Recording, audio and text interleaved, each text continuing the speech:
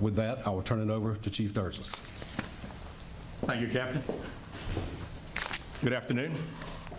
Earlier today, Hoover police detectives obtained warrants for the arrest of Carlee Russell through the Hoover Municipal Court for her actions related to faking her kidnapping and subsequently making false statements to detectives as they investigated this case. Her decisions that night created panic and alarm for the citizens of our city and even across the nation as the concern grew that a kidnapper was on the loose using a small child as bait. Numerous law enforcement agencies, both local and federal, began working tirelessly not only to bring Carlee home to her family, but locate a kidnapper that we know now never existed. Many private citizens volunteered their time and energy into looking for a potential kidnapping victim that we know now was never in any danger. This story opened wounds for families whose loved ones really were victims of kidnappings, some of which even helped organize searches in hopes they could find Carlee's alive so her family would not experience the pain and suffering that they felt when their loved ones never returned home. As we know, actions can have consequences, and that's why we're here today. This afternoon, Carlee Russell, with the assistance of her attorney, turned herself into the Hoover City Jail, where she was arrested for the following charges: false reporting to law enforcement authorities, Class A misdemeanor, $1,000 bond; falsely reporting an incident, a Class A misdemeanor with a $1,000 bond.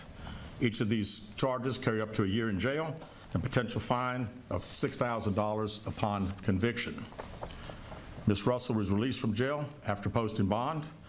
We initially presented this case to District Attorney Lanice Washington, who agreed to handle prosecution through district court.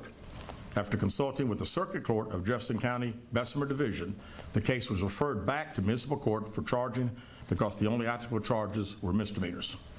Judging from the amount of phone calls and emails that we've received from people all over the country, I know many are shocked and appalled that Ms. Russell is only being charged with 2 misdemeanors, despite all the panic and disruption her actions caused.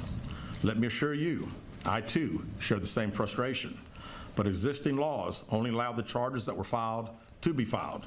I can tell you that I will be contacting our state legislatures on behalf of law enforcement in Montgomery and asking them to look at this law applied to these facts and urge them to add an enhancement to current legislation when somebody falsely reports kidnapping or another violent crime. Because of the attention this case has garnered, we've requested Attorney General Steve Marshall's office adopt this case, and they've agreed to do so. The Hoover Police Department wants to thank everyone that assisted us from the beginning and continues to assist us in this case as we work its way through the criminal justice system. Joining me at the podium today is State of Alabama Attorney General Steve Marshall. Thank you, Chief. Let me begin by commending Hoover Police Department Chief Durgis for his leadership